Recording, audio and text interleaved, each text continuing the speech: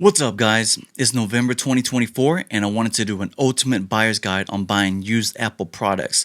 I have been buying used Apple products for about 9 years. I will share on the screen what things I bought on the marketplace. So there are many lessons that I've learned over the years and I wanted to help out anyone who is new to the Apple ecosystem or just wanted a refresher on information they might have forgotten about or something that they didn't consider or think about. Please keep in mind the main bulk of this information will be talking about Apple computers such as MacBooks or Mac Minis. As of November 2024, Apple has now updated their default amount of RAM to 16 gigs. On their website, they have removed all their 8 gig RAM computers. For over 10 years, they have been defaulting their Macs to 8 gigs of RAM. And even though that has been default, all my older MacBooks, when I bought them, I would immediately swap out the 8 gigs to 16 gigs. Back when MacBooks were made to where you can swap out memory and storage. This 16 gig memory update is very big news, and that will cause a big shift in pricing for buying used Apple products. That means you should be able to get 8 gig RAM MacBooks and Mac Minis for much cheaper. I would assume 60 to 70% off original retail. That's if you're on a very tight budget and don't care to have at least 16 gigs of RAM and feel that 8 gigs will be enough for you. I do think that a casual user that is only on the internet, Netflix and YouTube can get by with 8 gigs of RAM, but as a power user, you should consider 16 gigs or more. Since I am on the RAM topic, SSD storage is important too. In the computer world, we all know that more is better. More RAM and more storage and more cores. That will always be important. And that is all you need to know. For me, I do prefer at least 16 gigs of RAM and at least 1 terabyte of internal storage. I think a casual user should be okay with 256 of storage, but I would suggest at least 512 of storage if the price was reasonable. 256 is just enough to run the OS and install most softwares and store some regular files on there. Next, let's talk about chipsets or processor. Many people who are not into computers might not know the difference between Intel chips and silicone M series chips. Before 2020, Apple sold only computers that had Intel chips on them. That means any chips that says i5, i7, and i9 on them. Those are Intel chips. When late 2020 came around, they released their own chips called Apple Silicone. That is where we are at today. The M series started off with M1, M2, then M3, and now as of November 2024, they just released their M4 chips. So here are notes that you need to consider. Note that this is pertaining to Apple products. Intel chips are older and considered slower compared to M series chips. Intel chips are being phased out and they will gradually no longer give any support to those chips. What that means is eventually your Mac OS will no longer be able to update to the latest and greatest. That means no more bug fixes, patches, and security updates. If you're okay with that, then you can consider an Intel-based Mac if you find a good deal. If you decide that an Intel chip on a MacBook is okay for the time being, and then you decide you wanted to start editing videos, editing pictures, or make music, you might have performance issues that might slow down your workflow because you have a slower processing chip. Most of these performance-hungry softwares require more processing power, and an M series chip might be better for you. Even my M1 MacBook Air struggles editing 4K videos on anything over 15 minutes, so that is something you might want to consider. Pay attention to the details when you're looking at MacBooks when people post up for sale. Don't fall in love or get tricked when you see a 32 gig, 1 terabyte 2020 MacBook thinking you're getting a good deal and assume that it is an M series chip. It might be an Intel chip. Be aware that in 2020, they sold both Intel-based chips and M series came a little later in the year, so you will see both if it's a 2020 model. When you're buying a used Apple Mac, check the serial on the Apple website to make sure the serial is legit.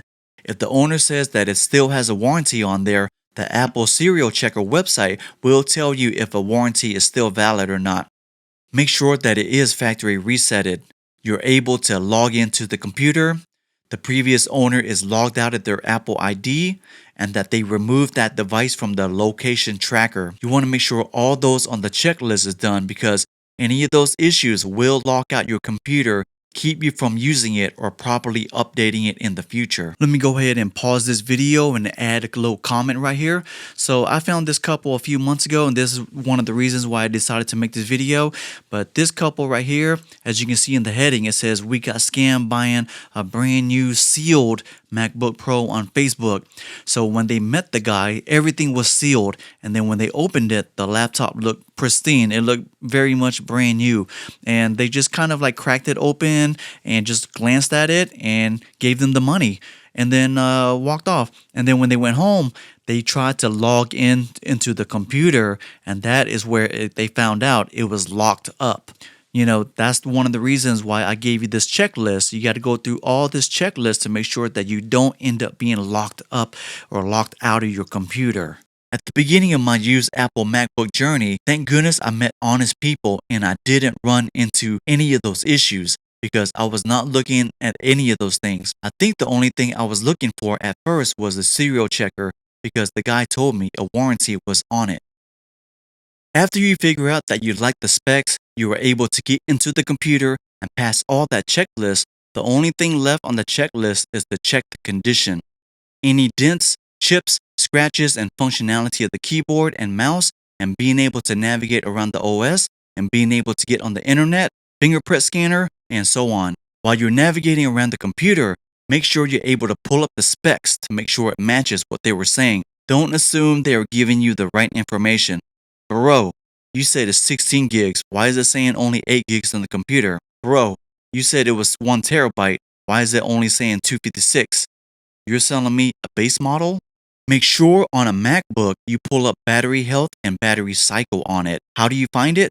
Feel free to pause this part to see the steps. Click on the Apple logo on the top left. Click on About This Mac. Click on More Info. Click on System Report. Click on Power. That will show you the battery health and cycle. If you are shopping on eBay, here are things to look out for. Condition. There are really great refurbished stores out there that will tell you the condition of the laptop or computer.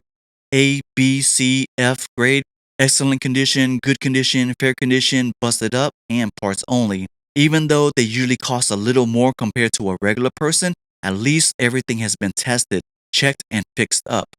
You can get really lucky on excellent condition ones because those are sometimes like new and a very low cycle count. Another great thing about refurbished stores is their seller rating. They have high ratings and you can see they have sold hundreds or even thousands of products, and that is very worth it for peace of mind. They are also usually good at communicating, packaged securely, and fast at shipping things out. When looking at Macs from a regular seller such as myself, be aware of scammers that have zero sales and no ratings or feedback, and they just started their eBay store 2 weeks or a month ago.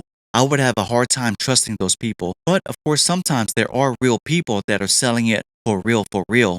I usually am wary of Facebook people that just started their account and selling stuff. My friend found himself a Mac Mini and he showed me the listing and it showed the Facebook profile as created in 2024. I told him to watch out for them. My friend showed up and everything was legit. He checked the serial and was able to get into the computer and got a decent deal from it. Another thing to look out for on eBay is if a person posted up generic pictures or not enough pictures for you to see the details. If you message them asking for more pictures and they are not responsive or not giving you more information you are looking for, you can feel free to save that item, but go ahead and move on to the next thing. There's always deals to be had. Here's the reason why I love buying used Apple products. You can get 30 to even 60 or even 70% off of a computer that used to retail at a certain price. I bought an 1100 MacBook one time for $650 and still had warranty on it. Many times you can find an item that is barely used and in great condition. They buy it and it just sits there. I have an M1 MacBook Air that just sits there. My main thing I use 95 to 97% of the time is my iPad and Mac Mini, and my MacBook is rarely ever touched. Now, some people might have questions about buying refurb from Apple itself. For me, that is not my preference just because I did the numbers, and most of the time after taxes, them sucking you into buying Apple Care, you're only saving money on taxes compared to if you bought it brand new. I remember seeing this one guy make a comment on how he saved so much money. The MacBook retailed for $1,600 and he bought it refurbished and after taxes and everything, he bought it for $14.50. That's only $150 off, and any student can get brand new for $100 off. But for some people, they get peace of mind when buying it from Apple, or they really didn't do the math.